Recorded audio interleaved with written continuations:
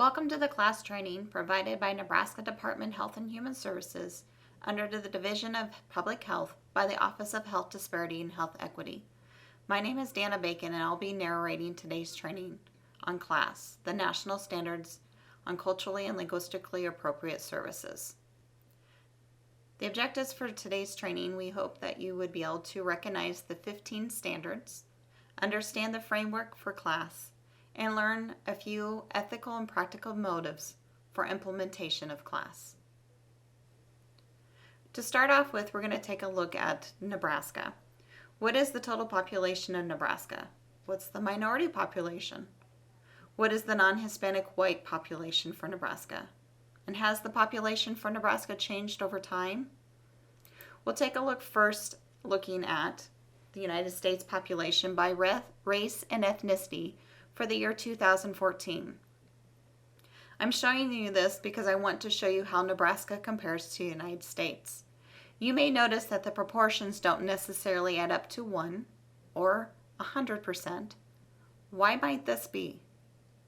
Take a moment and reflect on that.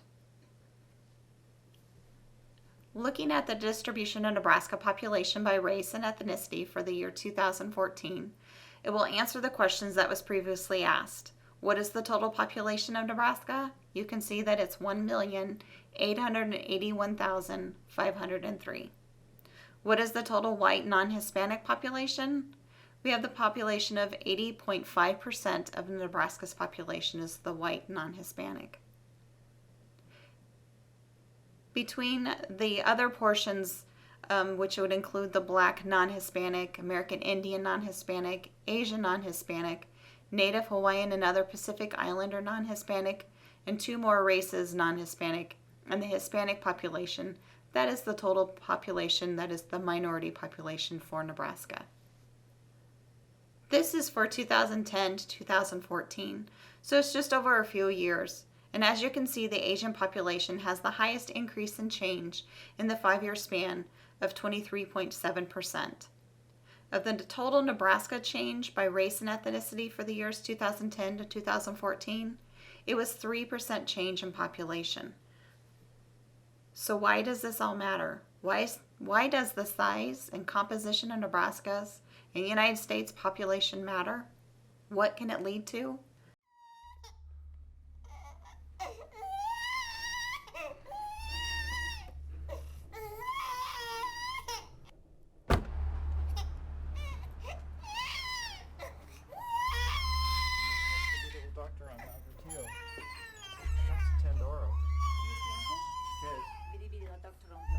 Excuse me, sir. I'm so sorry. Attendi bien done. Look, she's been crying nonstop. She has a temperature of 105. I don't know what to do. Marabidig. Vi paroles No, lasant. please, just every time I feed her, she throws up. I don't know. Vi paroles I don't understand what you're saying. What are you saying? Can you just look at her? No, she's burning up. Just feel. Faju paroles la anglan. No, what? Povas ma Brandon She's burning up. Feel her head. Tranquilli, kananche. Demande is askan. What is he doing? Do you have? My baby, she's got a temperature of 105. Every time I feed her, she throws up. Please, can you? Teneskile vor temporascula. She's burning up. Feel her head. Morabidig. Please, just feel her head. Povas comprenia. Feel her head. Just someone let me in to see the doctor. No, does anyone understand what I'm saying? Please, someone help me. Here's the definition of health disparities and healthcare disparities. The health disparity is the persistent gaps between the health status of minorities and non-minorities in the United States. And then healthcare disparities is the racial and ethnic differences in the quality of healthcare that are not due to access-related factors or to the clinical needs, preferences, or appropriateness of interventions. What causes health disparities? I have a few things listed here, but I want you to take a minute and reflect on your own community. I have patient factors, provider factors, institutional factors, environmental factors, inequalities and social determinants of health. What are some of causes of health disparities that you see in your community? So what can healthcare providers and organizations do? They can provide CLAS, which is culturally and linguistically appropriate services. So at every point of contact, from the initial point of contact, from their web searching on the internet, from the interview, from the call into the facility, you should be able to provide services which are respectful and responsible to the individual's cultural, health beliefs, and practices in their preferred language, being mindful of their health literacy levels and communication requirements or needs. Focusing on providing culturally and linguistically appropriate services, the intent is to advance health equity, improve quality, and help eliminate healthcare disparities. By doing this, you're providing a blueprint for individuals and healthcare organizations to implement culturally and linguistically appropriate services. A little history behind the CLAS. Under the Title VI of the Civil Rights Act of 1964, as implemented by the Executive Order 13166, organizations receiving federal funds must take reasonable steps to provide meaningful access to their programs for individuals with limited English proficiency. Furthermore, several states have recognized the importance of culturally and linguistically competency by legislating cultural and linguistic competency training in healthcare. These mandates help state health agencies incorporate cultural and linguistic competency into health services they provide. As of 2012, 6 states have moved to mandate some form of cultural and linguistic competency for either all or a component of its healthcare workforce. Accrediting bodies such as the Joint Commission and the National Committee of Quality Assurance have established accreditation standards that target the improvement of communication, cultural competency, patient-centered care, and the provision of language assistance services. For those of you who are not familiar with the Executive Order 13166, this is the overview of that particular executive order. It was an order given by the President to federal agencies. The LAP Executive Order states that people who are LAP should have meaningful access to federally conducted or federally funded programs and activities. On August 11, 2000, President Clinton signed Executive Order 13166, entitled Improving Access to Services for Persons with Limited English Proficiency. It requires federal agencies to examine the services they provide and identify any need for services to those with limited English proficiency and develop and implement a system to provide those services so LAP persons can have meaningful access to them. It is expected that agency plans will provide for such meaningful access consistent with and without unduly burdening the fundamental mission of the agency. The Executive Order 13166 also requires that the federal agencies work to ensure that recipients of federal funds provide meaningful access to their LAP customers. So who enforces the LAP rules? Most federal agencies have an office that is responsible for enforcing the Title VI of the Civil Rights Act of 1964. To the extent that the recipient's actions are inconsistent with their obligation under the Title VI, then such agencies will take the necessary corrective steps. The Coordination and Review Section, or the COR, of the Civil Rights Division of the Department of Justice has taken the lead in coordinating and implementing the Executive Order 13166. Discussions began in 2009 regarding the need for updating and enhancing the original 14 National CLAS Standards that were released in 2001. A project team outlined a plan for the 2-year initiative, and it was decided that the National CLAS Standards Enhancement Initiative would mirror the development process of the original National CLAS Standards. So what are the National CLAS Standards? As you can see here, they were the National CLAS Standards for Culturally and Linguistically Appropriate Services in Health and Healthcare. They were first published by the Health and Human Service Office of Minority Health in 2000. They provide a framework of organizations to best serve the nation's diverse growing communities. Underwent an enhancement initiative from 2010 to 13, and then they launched the Enhanced CLAS Standards in April of 2013. What is the purpose of the Enhanced National CLAS Standards? It's intended to advance health equity, improve quality, and help eliminate healthcare disparities by providing a blueprint for individuals and healthcare organizations to implement culturally and linguistically appropriate services. These are the differences between the National CLAS Standards from 2000 to the National CLAS Standards from 2012. The 2000 standards goal has changed to the 2012 standards. Previously, the goal was to decrease healthcare disparities and make practices more culturally and linguistically appropriate. And now the goal is to advance health equity, improve quality, and help eliminate health and healthcare disparities. Looking, you can see that the definition for culture has changed. The audience, the definition of health has changed from an implicit definition to an explicit definition of health to include physical, mental, social, and spiritual well-being. The recipients previously was patients and consumers, and now it's individuals and groups. The enhanced National CLAS Standards are structured as follows. A principal standard, which is the overarching goal of all of the standards. This standard is provide effective, equitable, understandable, and respectful quality care and services that are responsive to diverse cultural health beliefs and practices, preferred languages, health literacy, and other communication needs. This is the essential goal of all the other standards. And if the other 14 standards are adopted and implemented, maintained, then this principal standard is achieved. The next standard, governance, leadership, and workforce, which covers the standards 2 through 4. Originally, it changed the name of theme 1 from culturally incompetent care to governance, leadership, and workforce.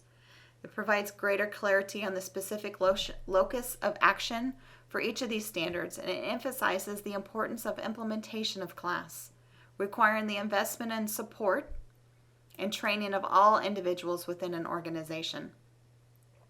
The next set of standards is the communication and language assistance. It changed the name of the theme from language assistance services to communication and language assistance. It broadens the understanding and application of appropriate services to include all communication needs and services, including sign language, braille, oral interpretation, and written translation. The final set of standards, engagement, continuous improvement, and accountability, including standards 9 through 15. Changed the name of the theme 3 from organizational supports to the engagement, continuous improvement, and accountability. It emphasizes the importance of establishing individual responsibility and ensuring that CLAS is supported while retaining the understanding that its effective delivery of CLAS demands actions across an organization. This revision focuses on the support necessary for adoption, implementation, and maintenance of a culturally and linguistically appropriate policies and services regarding one's role within an organization or practice. All individuals are accountable for upholding the values and the intent of the National CLAS Standards. I'm now going to take a look at the first set of standards, governance, leadership, and workforce. Under that, there are 3 standards. Advance, sustain organizational governance and leadership that promotes CLAS, health equity through policy, practices, and allocated resources. 3. Recruit, promote, and support culturally and linguistically diverse governance, leadership, and workforce that are responsive to the population in the service area. And 4. Educate and train governance, leadership, and workforce in culturally and linguistically appropriate policies and practices on an ongoing basis. The next set of standards covers standards 5 through 8 under the communication and language assistance. Here they offer language assistance to individuals who have limited English proficiency and or other communication needs. It would be at no cost to them to facilitate timely access to all healthcare and services. 6.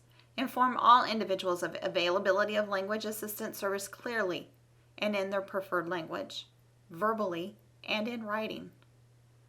7. Ensure the competence of individuals providing language assistance, recognizing that the use of untrained individuals and or the use of minors as interpreters, it should be avoided. 8. Provide easy to understand print and multimedia materials and signages, in the language commonly used in the populations in the service area. In relation to that, you would take a look at your community and see what languages is needed. And that way you are aware of what languages you would need to get multimedia and other print materials translated in. The next set of standards is standards 9 through 15, and this is for engagement, continuous improvement, and accountability.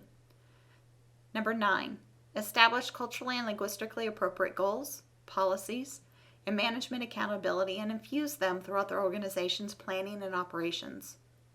Number 10, conduct ongoing assessments of organizations' class-related activities and integrate class-related measures into measurement and continuous quality improvement activities. Number 11, collect and maintain accurate and reliable demographic data to monitor and evaluate the impact of class on health equity and outcomes and to inform service delivery. 12, conduct regular assessment of community health assets and needs and the use of the results to plan and implement services that respond to the cultural and linguistic diversity of populations in the service area. And the final 3, partner with the community to design, implement, and evaluate policies, practices, and services to ensure cultural and linguistic appropriateness. 14, create conflict and grievance resolution processes that are culturally and linguistically appropriate to identify, prevent, and resolve conflicts or complaints.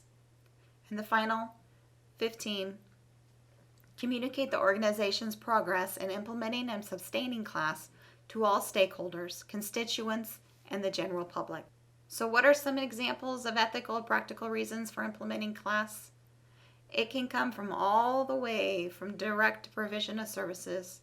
For example, even the training of interpreters who know and adhere to the Interpreter's Code of Ethics, to the development of policies and procedures that challenge conflict resolution and compliance with class standards. Keep in mind, if you believe that there is a violation of an individual's rights, they can file a complaint with the Office of Civil Rights by calling 1-800-368-1019. They would ask to speak with the civil rights or ask for a privacy complaint form. And this is a free service, or they can visit the website at www.dhhs.gov/OCR. They would click on the file a discrimination complaint with the Office of Civil Rights. The Office of Civil Rights, though, cannot look into all civil rights or privacy complaints. If the Office of Civil Rights is not authorized to accept your complaint, they will send your complaint to an agency that may be able to help you. So what are some potential benefits? This helps facilitate access to quality for culturally diverse clients, increases community participation and involvement in health issues, promotes inclusion of all community members, promotes client and family responsibility, it increases mutual respect, trust, and understanding, increases preventative care seeking behavior.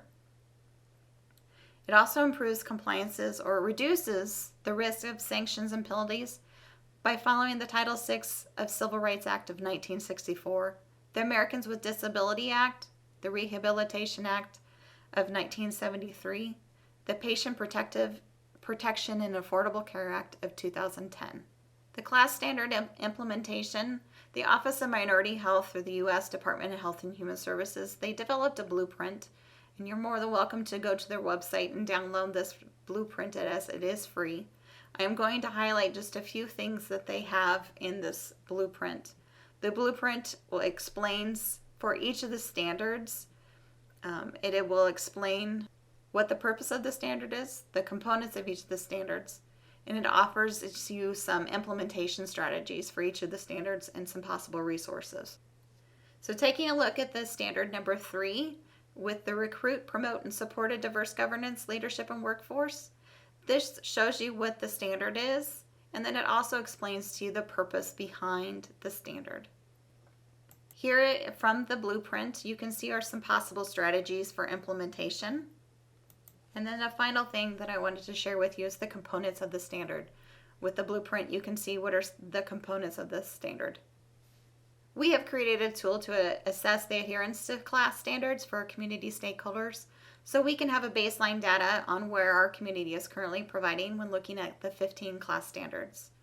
We ask that you would go to the HTTP web link that is listed there on the screen and complete the online survey. It's a free survey.